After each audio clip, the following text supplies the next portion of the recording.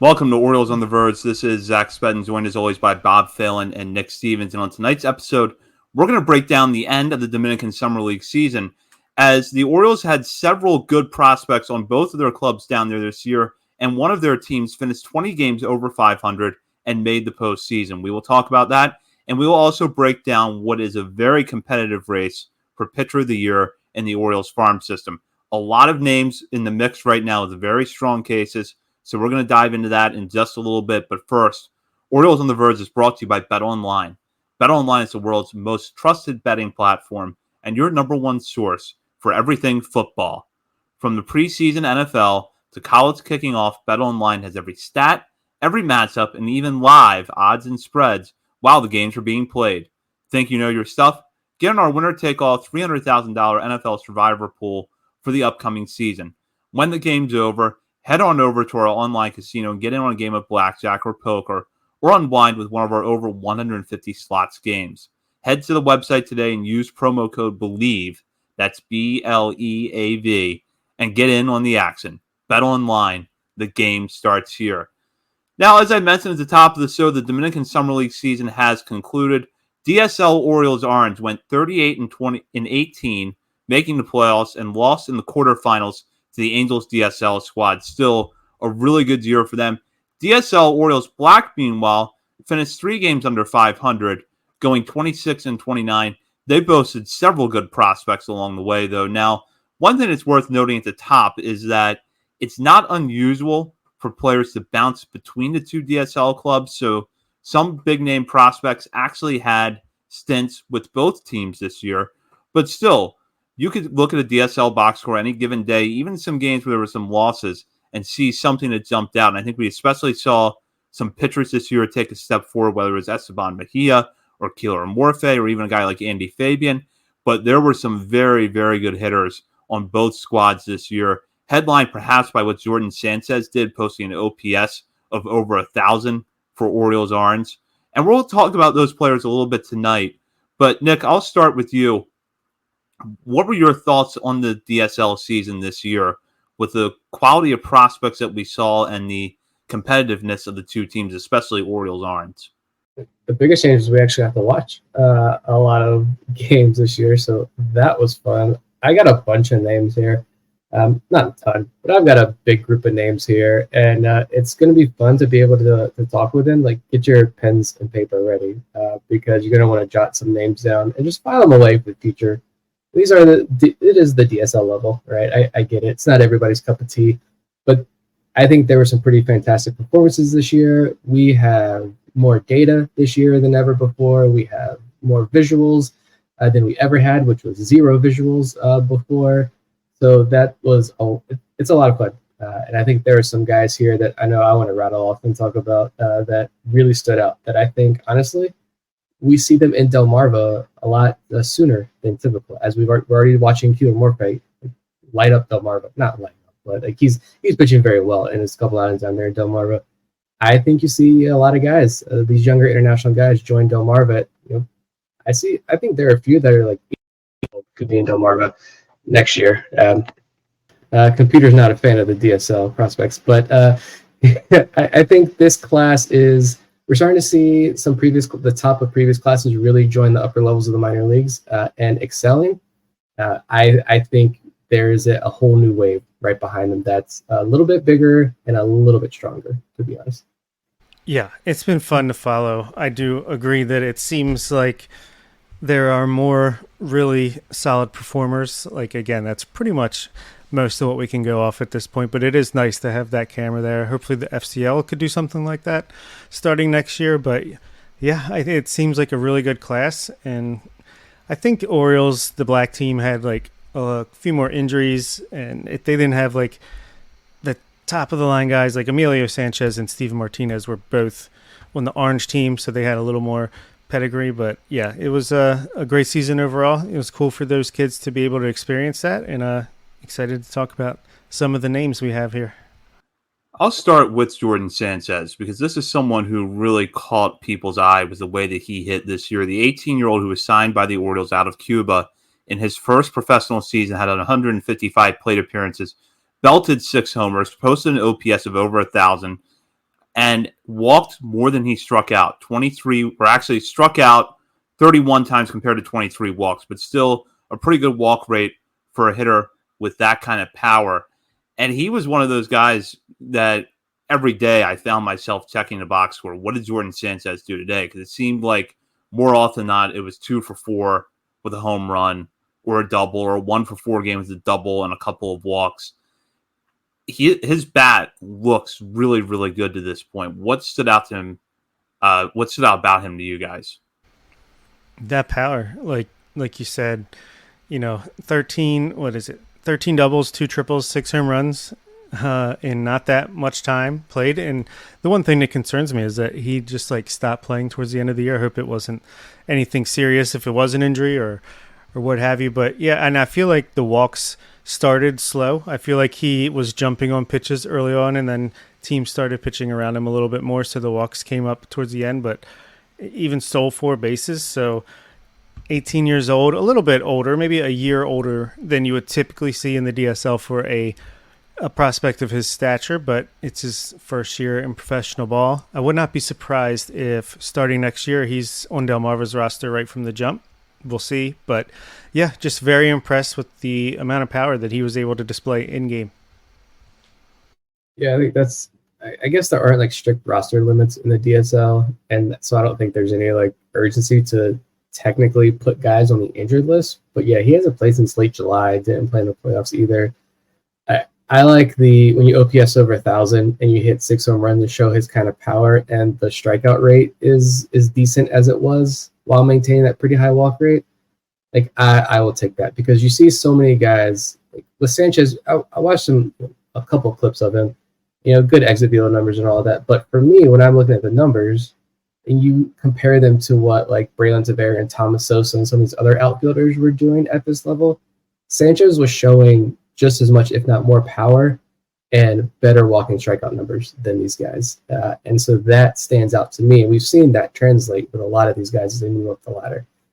I still think it's weird that I don't think he got a single mention when you look at Baseball America and some of these national outlets that do cover the DSL. I don't think he got a single mention all year. And I do think that's a little weird. I think they missed a pretty big one here, because I think Sanchez is a pretty fun find that they've got out of Cuba this year. Another guy that did get written up a little bit from Baseball America was Elvin Sanchez. But again, he's a guy that kind of didn't play much down the stretch. Who knows with the DSL, the team's secretive enough as it is, then you put him in another country and take it to another level. But Elvin Sanchez just had an incredible season. 307, 989 OPS, 10 doubles, 5 triples, 1 home run, 26 walks, 11 stolen bases. He plays up the middle defense, shortstop. I'm sure he could play second, third base. This seems like a guy who was on our radar because he did have one of the bigger secondary bonuses of the signing class, but really just kind of like the Aaron Estrada, Frederick Bencosme, just hit the ground running and hit the ball all over the place all season long.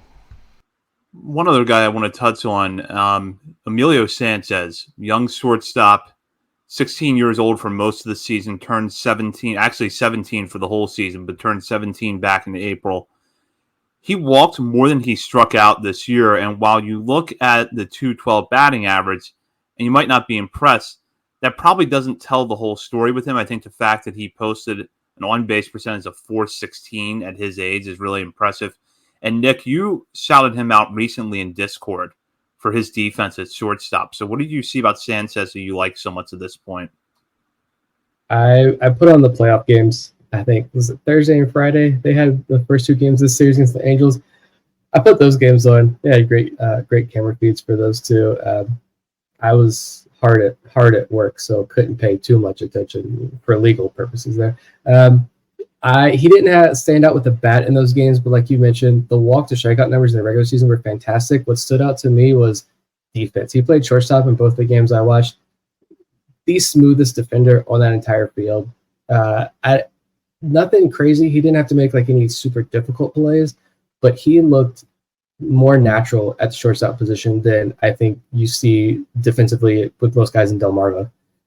I thought it was fantastic. And if he develops some power, I think Emilio Sanchez is going to become one of the bigger international prospects to watch in the system, to be completely honest, if that defense is going to play as well as it did this past weekend. Yeah, he seems like a really polished plate discipline, just zone judgment, just, again, comfortable in all aspects of the game.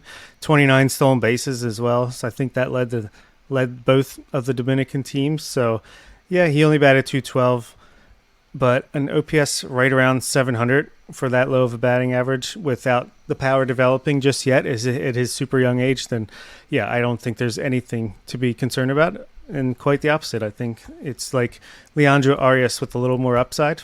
That's kind of the zone I'm getting, just because, I mean, Arias doesn't have the defense that Emilio Sanchez probably has, although I've heard he could move to third base at some point, but I guess we'll see how much he grows over the next couple of years. Before we move on to talk about pitchers, any other position players that you guys want to shout out? Yes. Yeah. You go ahead, Nick. You go ahead. I'm going to find mine. All right, I'll do one obvious one and one a little bit less obvious one. I actually have a list of like 7 or 8 more guys here.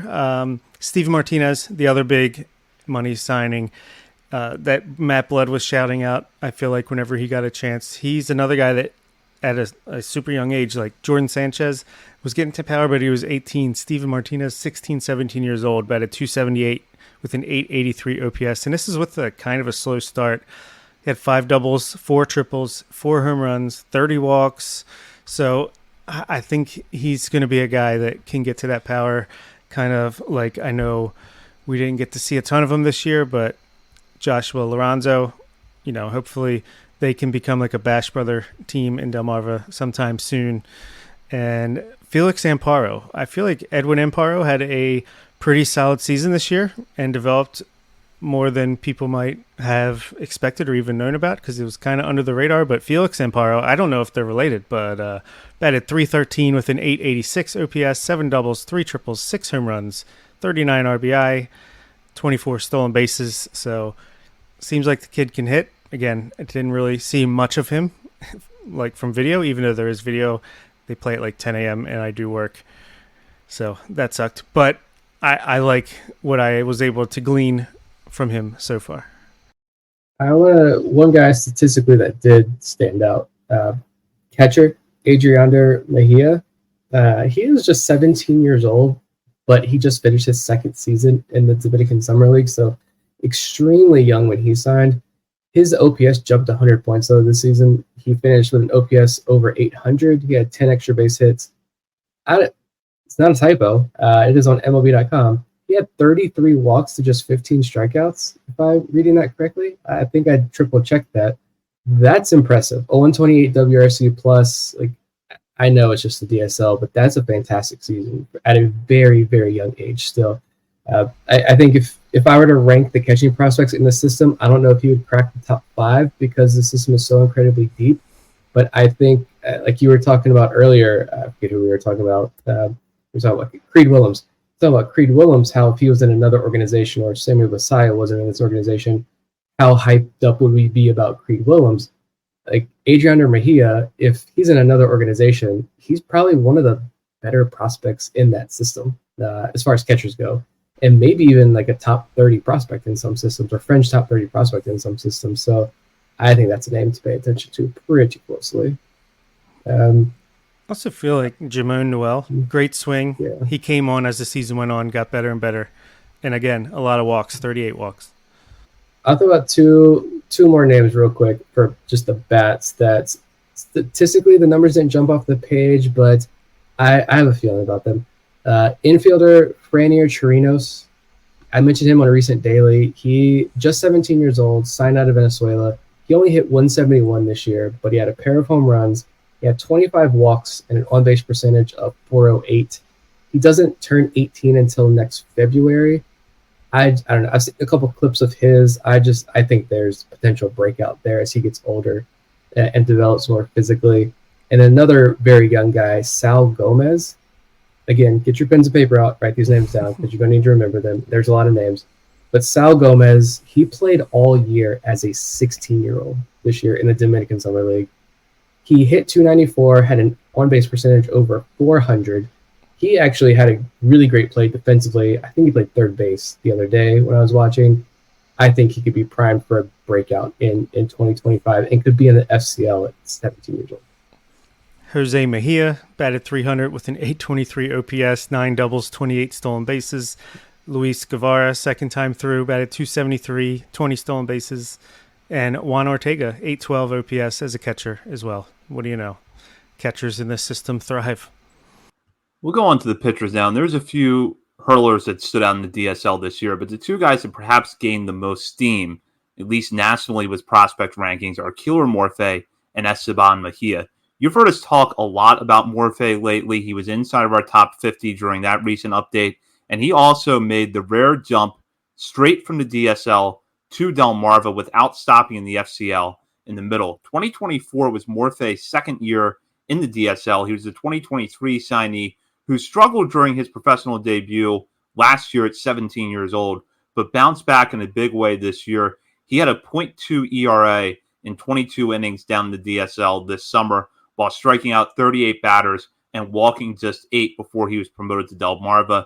Mejia, meanwhile, had 27 2/3 innings pitched between the two DSL squads, with 44 strikeouts to 15 walks and a 3.25 ERA along the way. We also talked a little bit about Mejia last week. He was mentioned in the Best of the Rest episode for our top 50. So if you've not had a chance to listen to that, you can go back for a little bit more about him. But we will talk about him and Morphe again tonight. What stood out to you guys about these two pitchers? Well, Morphe's just like shot out of a cannon. Short guy. You talked about what you saw from him in Delmarva in person on the Substack, Zach, and I think you talked on the last episode, but just a lightning arm out of that stature at that age, 18 years old, and just more than holding his own in low A Delmarva right now. Like, I mean, Luis De Leon, watch out. You might have a new best international pitching prospect in the system. So love everything that I've seen from Keeler Morphe. And as far as Esteban Mejia, first of all, I thought it was weird that Esteban Mejia scored a run for the team down east that Delmarva was playing last week. That was weird to see that pop up. Different player. He's got, seems like a great arm. And the fact that Keeler Morphe had incredible growing pains his first year in the DSL. Esteban Mejia did not. 50 strikeouts in less than 32 innings when you combine the playoffs. So, yeah, I think there's nothing not to like. And I think, again, as the Orioles player development just gets more comfortable with the guys between the scouting and the developing and what they're looking for, I think you're going to just see more and more guys pop up that fit the mold and excel in the system. Yeah, Morphe, we've talked a lot about him, but I think we got confirmation from a source who talked to a scout who said, kid's legit. That's all I needed to hear, that confirmation. Any list next year that does not have Keeler Morphe in its top 30 is an invalid list, and you should not pay attention to that. Esteban Mejia, yeah, I think he pitched the other day too. I think he drilled the guy in the head I want to say it's the first batter of the game. It looked kind of scary. I think the guy got up a little wobbly. It's Dominican Summer League. He stayed in the game. He was fine. And then I think he walked the next guy and then settled in and put it in that cruise control. He was sitting like 97 in the first couple of innings. I think he touches 100. Like Bob mentioned, the control was there. So, yeah, Morphe and Mejia were top two. There's some other names, though, down there that I think definitely stood out, and even a couple that got some national attention. I'm trying to find it real quick. One guy who did get a little bit of love was another Esteban Luna. He's 17 years old. He just signed in February of this year out of Venezuela, so a couple weeks after the normal signing period. But it was actually Josh Norris over at Baseball America who was in the DSL to watch the All-Star game, and then I think he went over to Orioles camp, and he posted some footage on Twitter a couple weeks ago. It was a video of Luna pitching up to 92 miles per hour. 17 years old. I'll take 92 miles per hour. 20 inches of IVB, which is very, very good. And a, quote, nasty changeup with field of spin, 2 breaking balls. Struck out 41 guys, had a 1.70 ERA. I think he's a pretty big arm to pay attention to. And another name that I'm curious about was Andy Fabian. I think Zach mentioned the name earlier. He's a lefty. He's 6'4". I watched him on. I think he pitched game 1 on Thursday against the Angels. He's 6'4". He was hitting 93 from the left side. He is a ginormous human being. So there's like no physical projection left. He's also older. I think he's like 21. He's about to turn 22. So there's like no physical projection left. I don't know how much more velo they're going to get out of him, but that size, and it worked. He had a 2.89 ERA this year, 45 strikeouts to 15 walks. So good control, massive human being. I almost wonder if could he be in Delmarva's bullpen to start next year, given his age and the success he had in the Dominican Summer League. I think Fabian is another guy that I'm going to watch pretty closely. Yeah. Jadish. Oh, sorry. Go ahead, Zach. Oh, no, go ahead, Bob. I was just going to say Jaderson Mora is a fun name to watch. He had some decent numbers, but some deeper cuts. Adrian Heredia had a 1.83 ERA, 56 Ks in 44 innings, only 18 walks. And Kevin Velasco, I think it's his second year in the DSL, 1.13 ERA, 59 strikeouts to only 11 walks in 45 innings. So a couple of guys who I wasn't paying attention to until I was like, okay, these numbers are good. Now let's get you to Delmarva and see what you got. Yeah, just going back to Fabian for a moment, I watched a couple of his starts this year, and typical outing from what I could see from him, fastball was 91, 93. He does a good job of generating ground balls. He's got a good curveball. Nick mentioned he is older than most of the competition, and in fact, he's years older. He's 21, and the average age of a Dominican Summer League hitter this year was 17 years and 7 months. So he had a size advantage over a lot of the players he was facing, most likely.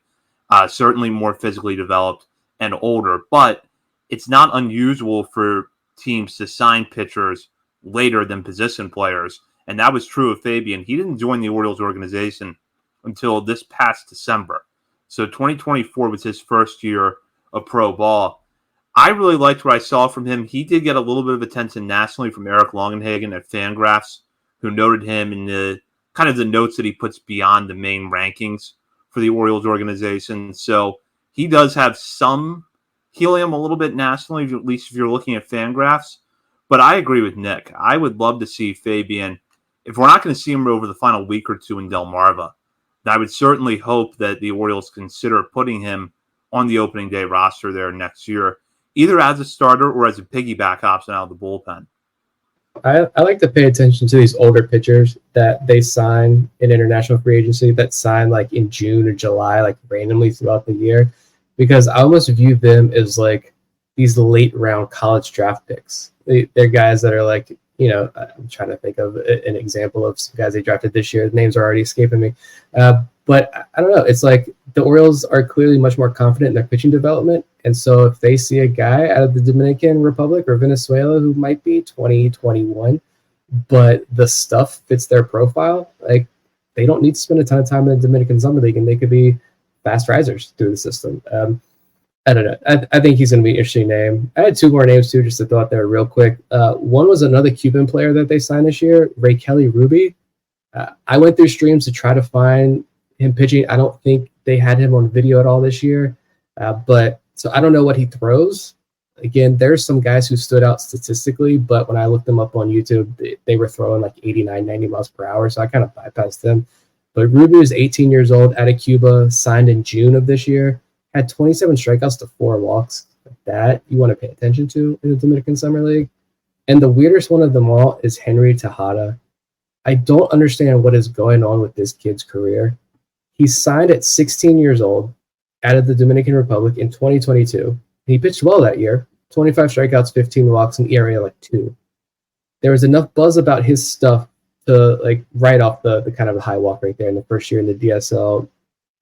All these guys have it pretty much. He gets suspended for the entire 2023 season due to PEDs, but returned to the DSL this year, still just 19 years old, pitched 18 innings, had 16 strikeouts to 8 walks, and an ERA of 2. He last pitched on July 17th, then gets named to the DSL All-Star game, pitches in that game, which is like 3 weeks after July 17th, gets a write-up in Baseball America for his standout stuff. I think it was the slider specifically that Josh Norris was like, this is a legit pitch, but doesn't pitch again for the DSL Orioles team for the rest of the season. So the 3 weeks leading up to the All-Star game, and then the month after the All-Star game, he doesn't pitch, but he pitched in the All-Star game. There's no social media presence. There's no mention of him anywhere. He's clearly an arm to watch. Could be an arm to watch in Delmarva next year. I don't know what's going on there, and it's weird. Yeah, and hopefully we will get a little bit of clarity around him leading up to next year, because when he has been on the mound, as you mentioned, he's been quite effective. And we'll go now into a discussion about Pitcher of the Year in the Orioles minor league farm system. This year, it's a pretty competitive race, and what's interesting is that if you break it down into categories, basically every range of prospect is represented. You could make an argument for Chase McDermott or Brandon Young, who are consensus top 10, top 15 prospects at this point in the organization. McDermott has already had a start in the major leagues. Young is knocking on the door at this point. You could make an argument for one of the newcomers, a guy who was drafted last year like Zach Fruit or Michael Ferret or Blake Money. There's several 2023 draftees putting together really strong years. Even an undrafted free agent, Trey Gibson, is making a strong case for himself. You could go with a pitcher who got off to a really slow start, but has probably been one of the best in the Orioles minor league system over the last 2 months, and that is Alex Pham. He has a solid case for Pitcher of the Year. You could look at a guy like Cameron Weston, who start to finish has perhaps been the steadiest performer of any pitcher in this organization. So it's a really varied race where you could go a lot of ways right now. Now, I will say for Pitcher of the Year, we could focus on how the Orioles are going to decide it or how we're going to decide it, because we do our own awards at the end of the season. But for now, let's just guess that we're at least close to the Orioles' decision if we don't match them outright. So, Bob, I'll start with you, because it's obviously a competitive race at this point, and it feels far from settled. So what have your thoughts on it been to this point? It's a really tough year. I feel like in the years past, it's been, between maybe 2 or 3 guys, but really we kind of know where we're leaning. Where this year, I'm just looking at the list of pitchers, and it's really hard. Year of the pitcher, indeed. We called it before the season started, and yeah, you can see that wave coming up from Delmarva, Aberdeen, up to Bowie now.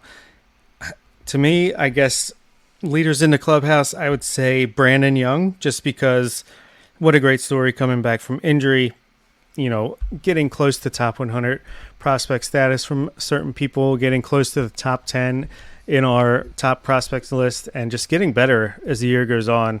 I feel like his month of August has been phenomenal, just struck out 10 guys in his last time out. Could be in the majors sooner rather than later. Cameron Weston, for me, just super consistent, super steady.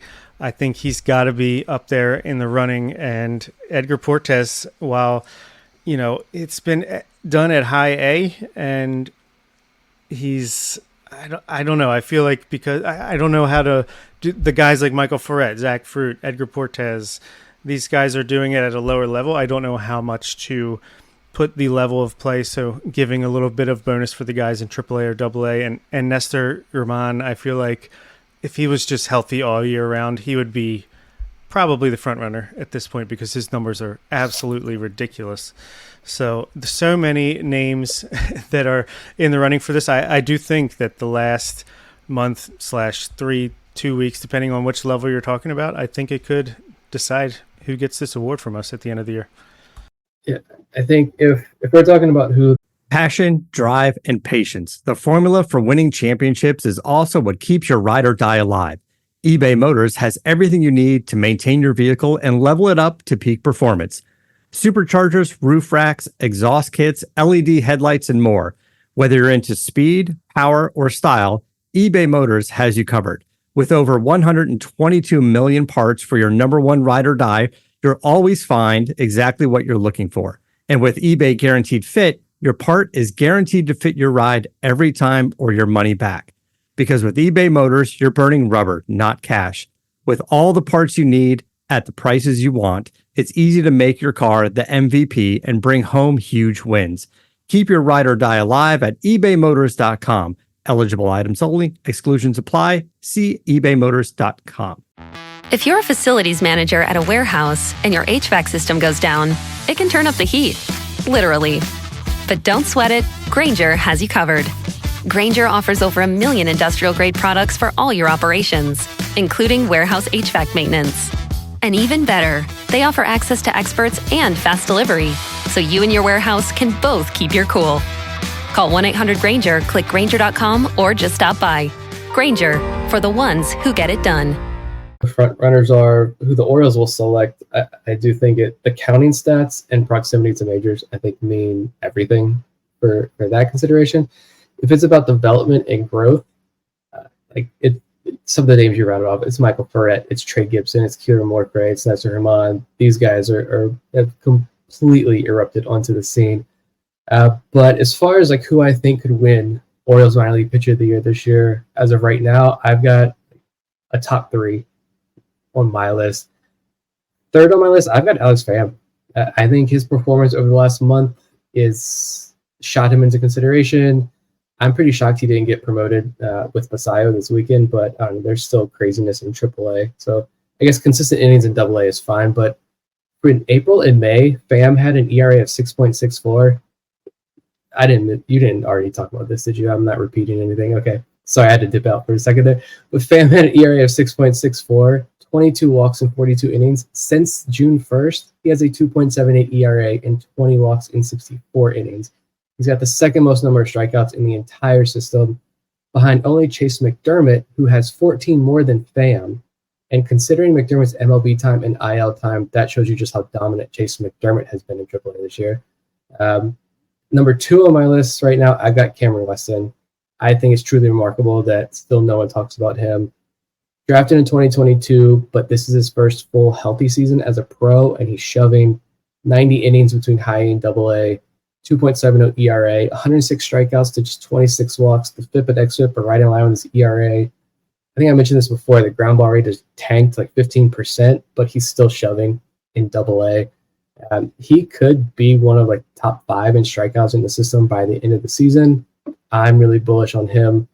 My current favorite, odds-on favorite to win the award is Brandon Young. I caught the end of that conversation there. 2020 season gets wiped out due to an injury, or not injury, COVID.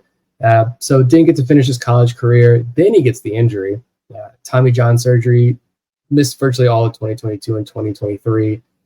Now he's French top 100 guy. He survived the trade deadline Rule 5 purge that Mike Elias ran. He ranks 3rd in the system in strikeouts right now. We've had Lance Brozdowski talking about him on the show. We've talked about him the last 3 weeks in detail. Why do we do that? Because he set himself up for a major league debut. It could be this year out of the bullpen. If not, I don't think that's an indictment against him, in a view that the team doesn't think he's ready, or that the team doesn't highly value him. I don't know. It's going to be tough. I have a hard time seeing them bring up a rookie pitcher, because we've seen what the trajectory these rookies take. So to bring up another rookie arm in this playoff chase when every game is so critical now, I could see Mike Elias continue to go over that waiver wire to try to find the proven veterans about the bullpen. But I think Brandon Young could do a pretty good job in that role at the end of the year. And if not, come spring training 2025, I think Brandon Young, as long as he's not traded, is in the mix for a starting rotation spot. So I think giving him Orioles minor league pitcher of the year honors would set him up for a pretty nice 2025 season. When we were preparing for this episode, before I really sat down and looked at the numbers, I thought, there's going to be some pitchers in the mix, but it's really a 2-pitcher race between Young and Weston. But as I started to dig deeper, I saw there's players you can make a real case for. Nick just made a very strong one for Alex Pham. There's a strong argument to be made for Chase McDermott. I think that you could even look at Zach Fruit in the year that he's had. He has been very good this year. I do think that the Orioles award is going to go to Young, because the precedence with them suggests minimum 100 innings and proximity, some combination of proximity to the majors and prospect status. Young checks off every box. And there also seems to be a situation sometimes where a player gets major league time, they don't get the prospect awards. That happened to Gunnar Henderson a couple of years ago. They gave the minor league player of the year award to Jordan Westberg, probably because Gunnar got a month in the majors at the end of the year. You're not going to have that this year with the pitchers, because we're kind of past that point already. But I could see where if they're looking at Young versus McDermott, okay, McDermott had the IL time at the end of the year, and he had to start in major leagues. Let's give it to Young. But Weston has just been so good from start to finish that he absolutely belongs in the conversation. And what has impressed me is that he went from Aberdeen to Bowie, which is a really hard jump for a variety of reasons, because not only are you moving up to a level where the competition is going to be better, you're moving from what is kind of a pitcher-leaning, somewhat neutral home park in Aberdeen to a hitter's haven in Bowie. And you could argue when you look at the numbers across the board that Weston is actually better in Double-A than he was at High A. Strikeouts are up, walks are down. That's all very encouraging to me. Maybe if the Orioles want to give him that award that he's earned, maybe he can start getting some more national respect heading into next year. But yeah, there's a long list of names, and it's fun to think about considering 2 years ago, even no one believed in these pitching prospects, and now there's a ton of them. Yeah, and as Bob touched on, you could make an even have an even longer conversation if you were to go down to pitchers that have only had 60 to 70 innings this year. So guys like Herman, Riley Cooper, who's had 80 innings at Delmarva, has had a nice year. So there's a lot of players that you could make a case for that just haven't had the time on the mound that pitchers like Weston and Young have had. Young's already at 90 2/3 innings pitched. Weston is at an even 90. Pham, meanwhile, leads all Orioles minor leaguers with 106 2/3 innings pitched. Zach Fruit right now is second with 99 innings. So we're probably going to have a few pitchers cross that 100 innings threshold before the season ends, but something to keep an eye on down the stretch, because while I think there are clear favorites in this race, it is not finished yet. It's not decided. And with that, that does it for this week's episode. We will be back next week. In the meantime, should we do our final segment? Oh, that's right. Yeah, we're going to get into our final segment. This has been a little kind of come off and on the shows lately because of the topics we've had. Last week we had an episode that was devoted to players who just missed top 50, so it felt a little bit redundant. And the week before that we had our top 50, but now we're bringing this segment back. And since Bob reminded me, I will go ahead and let him start. All right. Well, 20th round pick Evan Yates is going to be my pick for the pitcher because he got his professional debut, jumped all the way up to Aberdeen, pitched out of their bullpen, went 2 innings in his first appearance, struck out 5 batters, and, it didn't have overpowering stuff, but it looked like he could really spin the ball. Gave up 2 hits, didn't walk anybody, so great debut for him. Just wanted to shout that out. And for my hitter, I know he's been picked here quite a bit this year, but Douglas Hodo, it continues to go under the radar, the season he's having for Aberdeen. I know he's 23 years old, will be 24 next month, but he's got a 129 WRC plus, and this is a guy who last year, he did okay, or he did well in Delmarva as a college guy, but then he went up to Aberdeen, got 47 plate appearances, batted under 100, and then got hurt for the rest of the season. So it was nice to see him come back on the scene, and he has stolen, 43 bases in 49 attempts this season. He's batting around 250, walking 18% of the time. So just shout out to him, and he'll be at Delmarva. It might ultimately be an organizational type of player, but I just think it's cool what he's done this year, and it seems like he can play good defense in the outfield. So bare minimum, solid player to have behind you when you're coming up through the minor leagues if you're a pitcher. I loved Evan Yates, watching him pitch the other night. That was really cool. I'm going to go another draft pick for my hitter, Austin Overn. He went 8 for 19 this week, had a 4 for 4 night in there as well, where he was a home run shy of a cycle. That's pretty cool. He stolen 8 bases this week as well in 5 games. I know Zach got to watch him the other week, wrote him up over on Substack. Check that out. I'm excited to sit down and really watch him for the first time this week. Still blows my mind that there are minor league teams that don't have the broadcast, and Down East is one of them. So didn't get to watch Honeycutt make his debut, and haven't been able to see much of the draft picks yet, but we will. Overn looks like a pretty exciting player. I kind of mentioned, could he be Is he Dante Williams 2.0 or is he something more? I think he's in that mold, though. For my pitcher, I honestly never thought that I would be able to talk about one of my personal favorite pitchers to watch on this show. So this is really cool to be able to do, and I'm going for Justin Showalter as my pitcher this week. The Orioles gave him a shot, and he's been pitching well for Delmarva, doing exactly what I think the Orioles signed him to do, which is just eat innings in the lower levels of the minor leagues.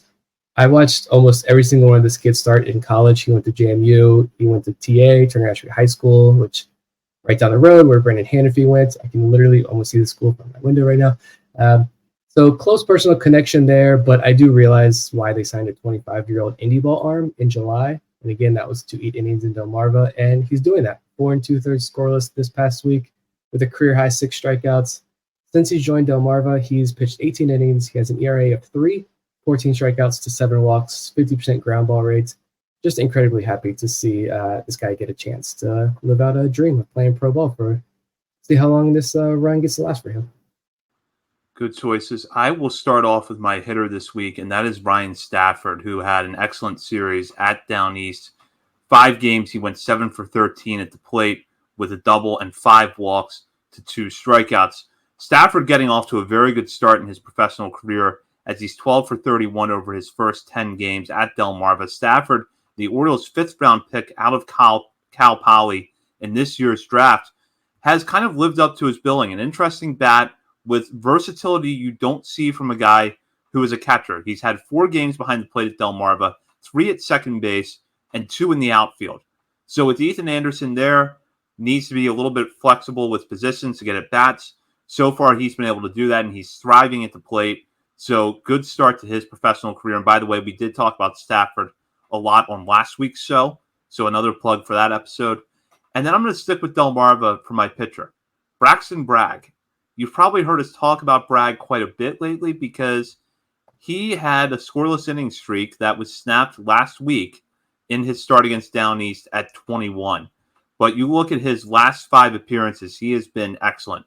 26 1/3 innings pitched, 33 strikeouts with 3 walks and just 1 run allowed on 16 hits. And in fact, in that start that saw his scoreless inning streak end, Bragg was really, really good. 5 1/3 innings pitched, 11 strikeouts, no walks, 1 run on 4 hits.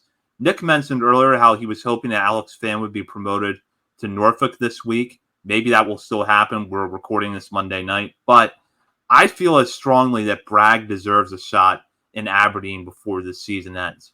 He's an interesting pitcher because he doesn't necessarily get by with velocity, but he locates his pitches very well. He's been extremely good for the Shorebirds in the second half and solid numbers overall this season.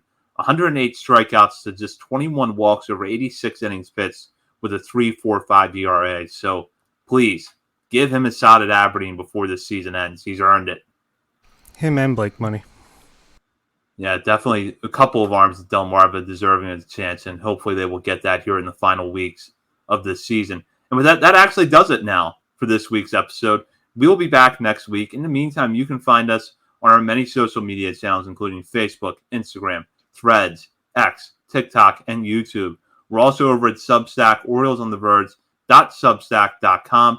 I have a write-up there that mentions some of the players we talked about in tonight's episode, including Austin O'Verne and Killer Morphe. That was from my visit to Delmarva a couple of weeks ago. We have that and more coverage of the Orioles farm system over there. And while you're browsing around the internet, be sure to sign up for our Patreon community. You can join as a paying member for as little as $3 a month, and at the $5 and $10 levels have access to bonus daily coverage from Bob, Nick, and myself. And next week, we will bring patrons an exclusive monthly update of our top 50 list, so you're not going to want to miss that. For Bob Phelan and Nick Stevens, this is Zach Spedden. You've been listening to Orioles on the Verge, presented by BetOnline and part of the Believe Podcast Network. You know when you're listening to a true crime story that has an unbelievable plot twist that makes you stop in your tracks? That's what our podcast, People Are the Worst, brings you with each episode. I'm Rachel. And I'm Rebecca. We're identical twins who love true crime cases that make you say, didn't see that coming, and we hate the people responsible for them. Listen to People Are the Worst now on Apple, Spotify, or wherever you get your podcasts.